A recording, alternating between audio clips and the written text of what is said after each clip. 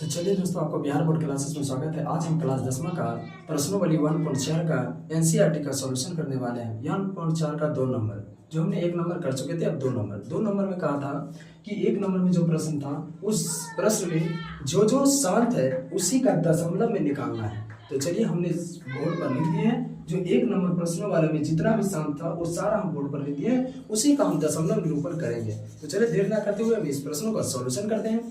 तो देखिए, 31-25 है ना, हम बोले थे हर को सिर्फ तोड़ना है, हर को 13 और 31-25 को तोड़ लेते हैं। 31-25 तो देखिए, 5 से तोड़िए तो 6 बार में 625 आएगा, फिर 5 से तोड़िए तो 125 आएगा, फिर 5 से तोड़िए तो 25 आएगा, फिर 5 से तोड़िए तो 5 आएगा। मतलब 5 कई गो आया है, तो देखिए तो 5 गो आया होगा, 5 गो आया होगा, 2 2 4 5 गो। और हमको हमेशा 10 के घात में आना, तो क्या करना, 2 से भी गुना, और जितना पावर उतना ही 2 से कर दीजिए। और मैथ का रूल कहता है अगर हर में गुना किए हैं तो अंश में भी गुना करना पड़ेगा।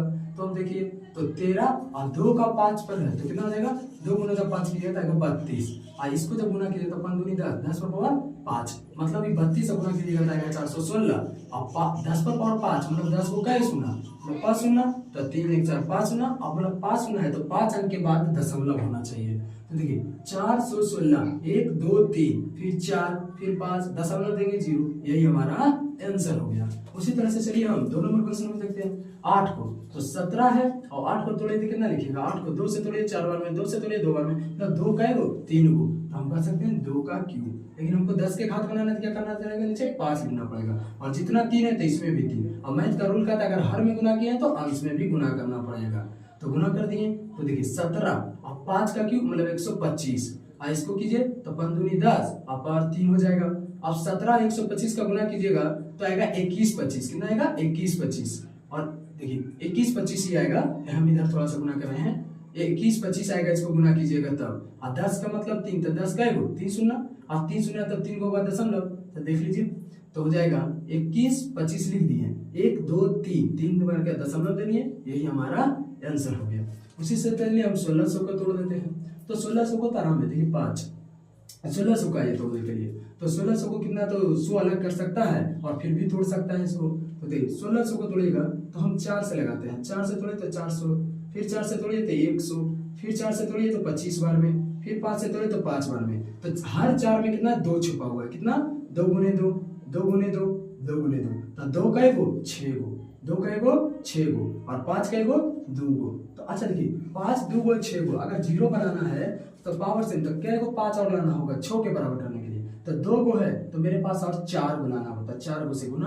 और मैथ का रूल कहता है अगर अंश में किया तो हर में भी गुना, मतलब हर में किया तो अंश में भी गुना करना पड़ेगा 4 गो से।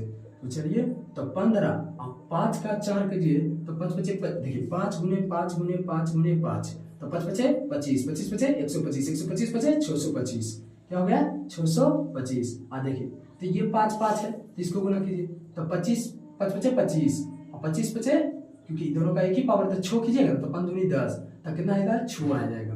और इसको गिना कीजिए तो लगता है 93-75 आएगा। 625 गुने 15 को कीजिए तो 93 ही 75 आएगा, कितना आएगा, जब इसको गुना कीजिएगा तो 93-75, और 93-75 और 10 गो है तो मतलब 10 अंक के बाद दशमलव, मतलब 10 पर 6 तो कितना, मतलब 6 को 0 होगा कि नहीं होगा, देखिए तो 6 को 0, क्योंकि 10 पर 6 तो 6 0, और 6 के बाद दशमलव, देखिए 1 2 3 4 5 6, आधा दशमलव दे देंगे तो फिर 0, यही हमारा आंसर हो गया, यही हमारा क्या हो गया, आंसर हो गया। ठीक है, तो समझ गए होंगे।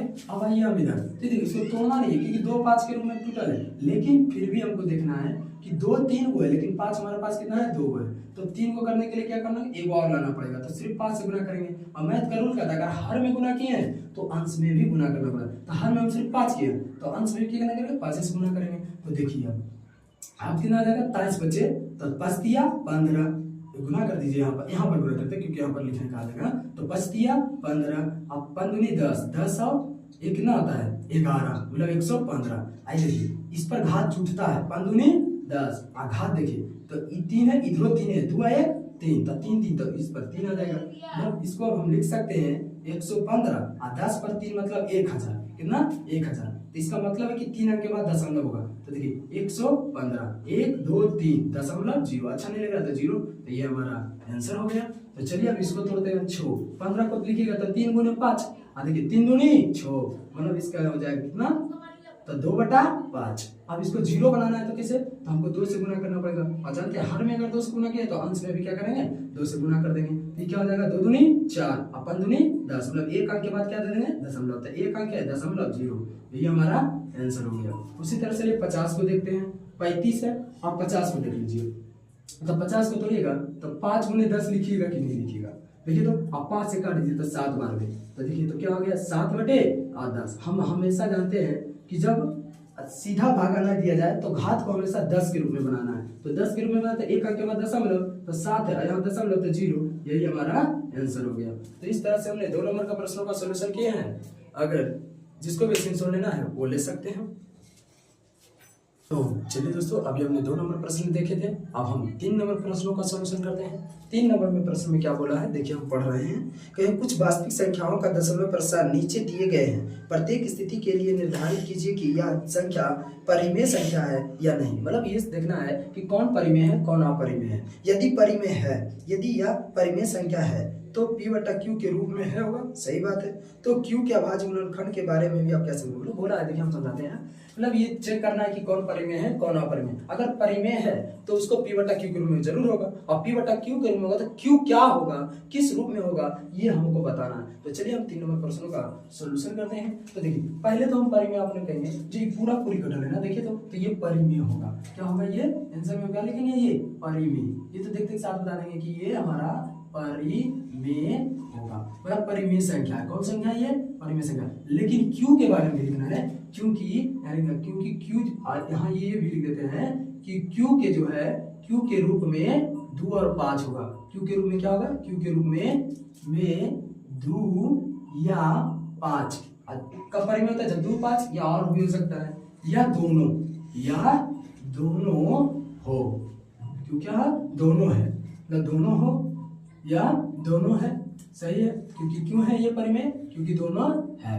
आगे ये देखिए, ये तो डॉट जैसी डॉट देखे तो अपरिमेय ही मानना, डॉट मतलब अनंत है और परिमेय नहीं हो सकता, तो ये डायरेक्ट आंसर हम लिख सकते हैं अपरिमेय। लेकिन ये नहीं पूछा हमसे क्यों अपरिमेय, खाली पूछा है कि परिमेय है तो बताइए, लेकिन अपरिमेय को नहीं बताइए। इस सारे हो जाएगा क्या मेरा अपरिमेय संख्या है, क्या है ये अपरिमेय। उसी तरह से 3 नंबर प्रश्न, तो ये परिमेय है, लेकिन ये भी बताना, देखिए ऐसे प्रश्न है परिमेय है तो इसके हर में तो 2 5 होबे करेगा, लेकिन अलावा कोई और भी अंक है, इसके अलावा कोई अंक है, तभी तो इतना बड़ा गया है, क्योंकि 2 5 तक नहीं जाता। तो हम लिखेंगे आंसर में इसका कि ये परिमेय संख्या है, ये परिमेय संख्या है। और ऐसे कॉमन है क्योंकि Q के बारे में लिखा, तो Q के रूप में अभाज्य गुणनखंड, क्या है इसका अभाज्य गुणनखंड, तो अभाज्य गुणनखंड लिखने का अपना है, जैसे लिख सकते हो गुणनखंड 2 या 5 है, 2 या 5 के आंतरिक मतलब अलावे अंतरिक्त कोई और भी अंक है, कोई और भी अंक है। तो इस तरह से हमने 3 नंबर प्रश्नों का प्रश्नोवली पूरा 1.4 का खत्म किए हैं। अगर अच्छा लगा तो वीडियो लाइक कीजिएगा, और चैनल पर नए तो सब्सक्राइब कीजिएगा। जिसको भी सुन लेना है वो ले सकते हैं।